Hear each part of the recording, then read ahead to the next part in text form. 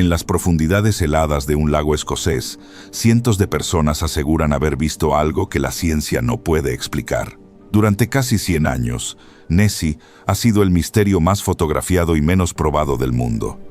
¿Qué habita realmente en el lago Ness? El lago Ness forma parte del Gran Valle de Escocia, una enorme fractura geológica que atraviesa las tierras altas de punta a punta. Se extiende por 37 kilómetros de largo y alcanza más de 230 metros de profundidad en su punto más hondo, más profundo que buena parte del Mar del Norte. Sus aguas están teñidas de un color oscuro, casi negro por la turba que baja de las montañas, lo que reduce la visibilidad bajo la superficie a apenas unos metros.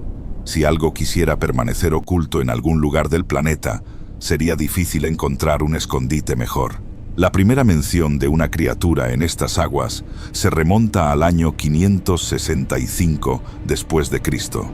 Según un texto escrito por un monje llamado Adomnan, casi un siglo y medio después de los hechos, el religioso irlandés Columba habría presenciado cómo una bestia acuática atacaba a un hombre que nadaba en el río Ness.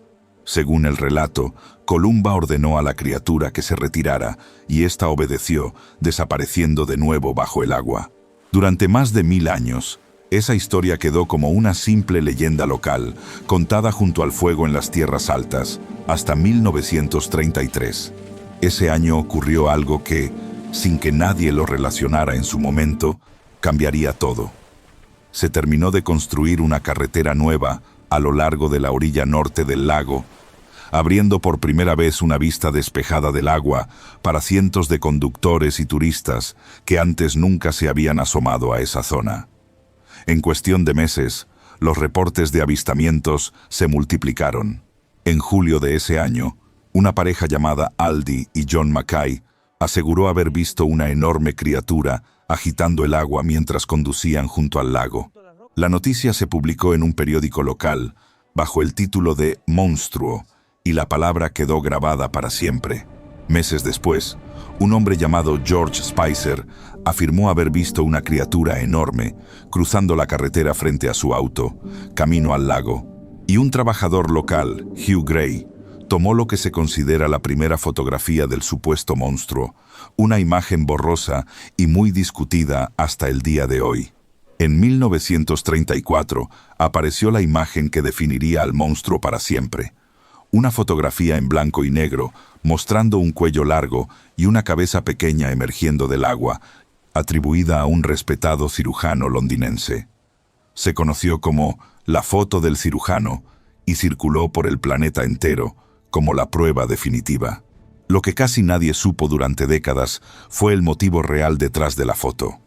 Meses antes, un cazador llamado Marmaduke Wetherell había sido contratado por un periódico para encontrar al monstruo y terminó siendo públicamente humillado cuando las supuestas huellas que encontró resultaron ser de una pata de elefante disecada, usada como paragüero.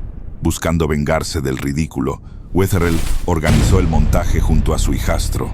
60 años después, en 1994, ese hijastro, ya anciano, confesó en su lecho de muerte que todo había sido construido con un submarino de juguete y un cuello de plástico. La fotografía más famosa del monstruo del lago Ness era falsa desde el principio. Aún así, la confesión no detuvo nada, porque para entonces ya existían cientos de testimonios independientes, y algunos con más peso del que la foto del cirujano jamás tuvo. En 1960, un ingeniero aeronáutico llamado Tim Dinsdale filmó desde la orilla lo que parecía ser una joroba oscura moviéndose contra la corriente a varios kilómetros por hora. La grabación fue analizada años después por la Unidad de Inteligencia Fotográfica de la Real Fuerza Aérea Británica, la misma que interpretaba imágenes de reconocimiento militar, y su conclusión oficial fue que el objeto probablemente era animado, es decir, un ser vivo, y no un bote ni un objeto flotante. Ese hallazgo impulsó la creación de un grupo de vigilancia permanente, el Loch Ness Investigation Bureau, que entre 1962 y 1972 mantuvo cámaras y observadores apostados en distintos puntos del lago durante años. En 1972, uno de sus investigadores, Robert Rines, capturó con sonar una figura masiva moviéndose bajo la superficie y tomó fotografías submarinas que parecían mostrar una aleta en forma de rombo. 3 años después, en 1975, nuevas fotografías del mismo equipo sugirieron la silueta de un cuerpo largo con una cabeza pequeña.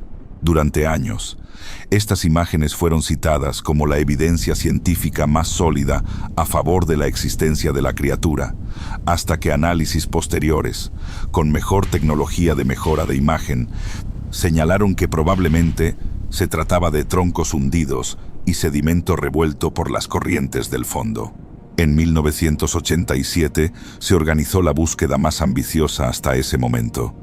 20 embarcaciones equipadas con sonar, alineadas de orilla a orilla, peinaron el lago de un extremo al otro en una sola jornada coordinada, bautizada como Operation Deep Scan.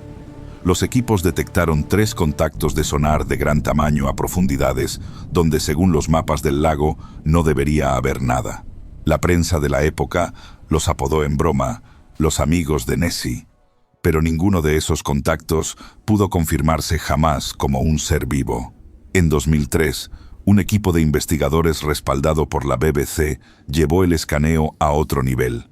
Usaron 600 haces de sonar simultáneos combinados con seguimiento satelital de precisión, cubriendo cada metro cuadrado del lago sin dejar zonas ciegas, algo que ninguna expedición anterior había logrado. El resultado fue contundente. No había absolutamente nada de gran tamaño bajo el agua. Los propios científicos del estudio señalaron además un problema biológico de fondo. Para que existiera una criatura como la descrita durante generaciones, tendría que haber una población reproductiva completa, no un solo animal. Y el ecosistema del lago simplemente no produce suficiente alimento para sostener a un grupo de grandes depredadores durante siglos.